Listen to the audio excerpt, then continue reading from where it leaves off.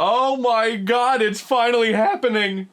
Guys, you guys! Spyro the Reignited Trilogy is looking so damn sweet so far. I have said this before, but let me reiterate here. I adore the original Spyro trilogy. Ever since I was a kid, everything about these games really stuck with me over the years. For better or for worse. And now that puts us in a bit of an interesting position. Now that Spyro has the spotlight on him once again, I think it's time. Just like how I handled Crash Bandicoot before him, we should finally start taking a look at some of the other games in this franchise, because really now, the only games that people really know of in this series is that original trilogy. And Enter the Dragonfly. The one we all try to forget. Bam! Spyro: A Hero's Tale, also commonly known as Spyro the Dragon 5. You're already starting off pretty good. We can't get much lower than the number 4, so that's... Huh. Dude! A free year of Electronic Gaming Monthly? Awesome! A Hero's Tale. You get it? Because he's a hero and he's got a tail. Boy, that's a regular knee-slapping good play on words if I've ever seen one. Just look at Spyro's face. He knows that's a good subtitle too. Now the story goes, and there's not really much to this one, this mysterious dragon, Red, real creative name there, shows up out of nowhere and starts poisoning the lands by planting dark gems all over the place. And Spyro goes to stop him.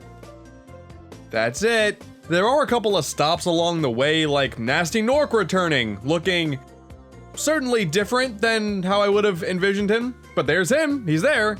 And then there's this mermaid creature in Neptune, clever name as well, who both try to get in between you and Red, but naturally, they fall really quickly. There is some backstory about Red betraying the other Dragon Elders, but I mean, you could kind of see it happening. Just look, he looks evil. You could have picked him out of the group immediately, and okay, that's fine. All this information, though, is only ever told to you, not shown, so I really just couldn't care much for the guy. Ultimately, I guess that's okay. It's not like Spyro really needs a deep story or anything like that. Don't even think about it. The game starts off almost immediately, and you are quickly thrown into a hub world. Although, rather than the game presenting levels to you like you may be used to with Spyro the Dragon, this is more so of an open world actually. And you know what, I already have an issue here? The charge and flame buttons are in a weird spot on the controller. X is charge and Y is flame. What the? They could have just stuck to the norms of a Spyro, but you know, on top of that, the charge and headbutt moves are on the same button. Yeah, okay, yeah, that causes some issues. Alright, getting past that, like I said, the game presents itself in an open world, but also it is kinda linear. Each of the 4 main locations have 10 dark gems within them to find, and you get funneled down different directions to get to all of them, without ever really making a spectacle of getting into a new section.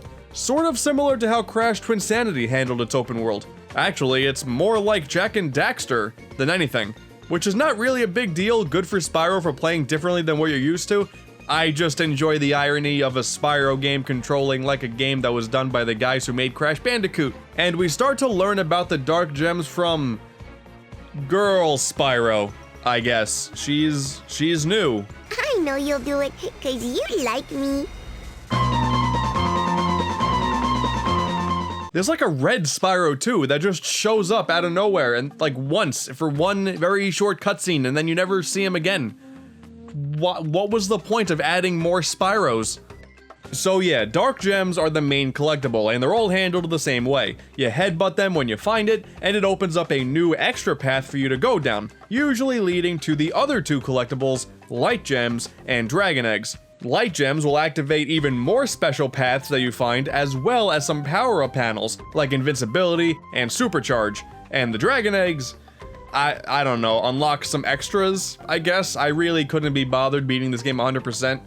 I'll get to that later. Despite not being the main collectible, the light gems and the eggs are really the bulk of the game here, and this is where the variety shows up. For better or for worse. You'll run into many NPCs along your adventure that need some help, And boy, how convenient is it that Spyro is here to save the day? And even more convenient, almost everybody's problems can be solved with a turret gun. Yes, you know, it's always a Spyro the Dragon tradition right there, the turret gun. And the kicker with these missions is that if you want to get all the items, you have to do each one twice. First time to get a dragon egg, then a slightly harder version right after to get a light gem. And yes, it's very monotonous. There are also these really weird ball sections too. Why? What, just cause Crash did it before and maybe Super Monkey Ball was popular at the time? Why not throw Spyro in a ball too? Just look at Spyro's motionless body here. That's about how I feel right now. And the purple dragon isn't the only one going on an adventure here. There are a few other characters that you get to play as too. And they're all pretty lame. First up, there's Star Fox. I mean Sparks. These are okay, but they very clearly play just like Star Fox, only with constantly getting hit by things that you didn't see coming. How fun. Then there's Hunter, who is finally playable with a bow and arrow in tow. And these are just okay. It's kinda just like the regular Spyro gameplay, but slower, and with enemies that are far away just to make use of the arrows. Meh. And then Sergeant Bird, out of nowhere, has no relevance to the plot whatsoever. He's just here, he's here now, but his levels are actually pretty cool. He takes on a revised version of the Speedway levels that you're used to. They're handled a bit differently though. You're more so just tossed into a world, tasked with finding all of the items that are spread around, rather than looking for a linear path to minimize your time. Things are a little bit more crammed here, basically, but it's still fun. Arguably, these were my favorite parts of the entire game. And lastly, there's Blink, the bane of my existence. This is just the slowest and most monotonous gameplay I have experienced on a platformer in a long time. You very slowly explore these underground caverns trying to destroy dark gems, but my god, it goes so slow.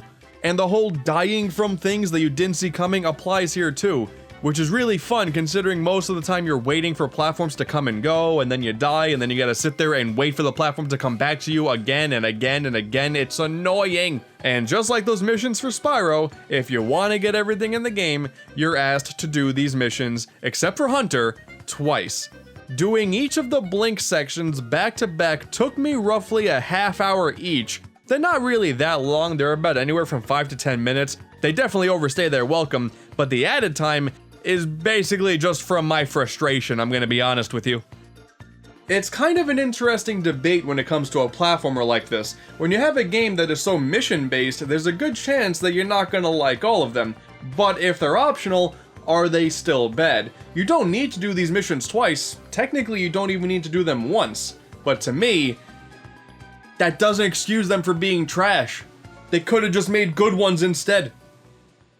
At this point in the video, I think this is pretty clear, but if I could explain A Hero's Tale in one word, it's monotonous. I guess that's a play on words, because me saying monotonous over and over again is pretty monotonous. There's simply no satisfaction to getting any of the collectibles. There's no real fanfare, it's just a sound effect. And there are so many of them that they kind of all just blend together. It ends up feeling like you just run around and do things. Oh, I got a thing for doing the thing I did. Neat. I've been holding the charge button for like 20 minutes now. I'm glad I managed to actually do something here. Luckily, those dark gems are kind of satisfying because every time you break one, something new happens to the environment. And that's cool. World manipulation in any sort of fashion is just kind of cool. And then you remember that there's an actual adventure going on here, and eventually you do fight a boss. And they all suck. Each fight plays out the same exact way. They have an extremely simple pattern. They take like 9 hits, and for some reason, they insist on telling you that you defeated them multiple times in the same battle. That's not how being defeated works. It happens once, not multiple times in the same fight. Beating one of the bosses nets you a new elemental breath, similar to Enter the Dragonfly. Normally that would not be a good thing, but here it's done for puzzle solving, so it's actually kind of cool to actually unlock something that changes the gameplay and unlocks some new pathways. I just don't really like the phrase harkens back to Enter the Dragonfly. Thank you for releasing me, Spyro. Thank you for releasing me, Spyro. Thank you for releasing me, Spyro. Whoa, she said it! She said the thing! Spyro is back, baby! Woo! I really think the best part of the game as a whole is actually how it looks. It is super bright and colorful, and the characters are all really well designed in my opinion. Certainly a whole lot better than... The only weird thing that sticks out to me is Spyro can't really keep his eyes open for whatever reason. Neither can Sergeant Bird. What happened? You guys tired? Other than that though, I would say that things look pretty great. Oh hey, look at that, it's Bentley. He shows up too out of nowhere. He's an NPC for one of the hunter missions. That's all he really does, and he looks drastically different too. But you know what, as long as we're not doing any more boxing or anything of the sort, he can look however he damn well pleases. And I love how all of the characters are properly animated and lip-synced to their audio for the entire game. It's actually a really cool thing to watch. Coming from the static animations of before, it's nice to see some personality come through in each and every interaction. The music, on the other hand, is unfortunately not that great. Not bad, but Stuart Copeland is definitely missed. And I gotta make a special point to talk about the dialogue because I think to say that the game is childish is a pretty obvious one. I'm old and I take a really long time to tell stories. I'm really glad resources were spent on this. That was hilarious. You get it? 'Cause he's old. I'm not a fish, I'm a dragon. Oh, a sea dragon. Got it. Chicks. Ha! Women! Am I right? Typical females not knowing the difference between a dragon and a sea dragon. Any male could tell you the difference right then and there, but women, come on, you gotta step it up, it's time. Eventually, though, it is of course time to take on Red himself. And as you would expect, yes, he is super easy. And then you go through his factory and you're ready to take him on again. So here's the thing. Red actually kidnapped the professor and is forcing him to turn his henchmen into robots. Hey, you know, there's some actual motivation here now. Cool. And of course we get around to saving him too, and then go face to face with Red for one final encounter. Except now he's a robot. That transition happens in like a single second. It is actually pretty funny. But whatever, bang bang boom, Red's defeated. He gets shrunken down in size because the professor is a mad genius. Credits. And that's it. A lackluster ending for a lackluster game. Spyro A Hero's Tale, it isn't terrible, it's definitely better than Enter the Dragonfly, but there's just nothing substantial here. The only thing that's truly new about this game is Blink. The worst thing ever. I understand that there is only so much that you can do with Spyro as a character, but even still, the game is just missing a ton of the charm and satisfaction of the adventures that made him special in the first place. A Hero's Tale is just a mediocre romp that's only really worth playing if you're a big Spyro fan. No real reason to play this otherwise. As far as game number 5 in the series is concerned, I'll take Crash Bandicoot's Twinsanity any day. And the craziest part about all of this, it doesn't matter how mediocre I think this game is, it's still probably the best game in this series after the original trilogy. And they made quite a few games after that original trilogy. So it's all downhill from here until September. I think I'm going to regret this.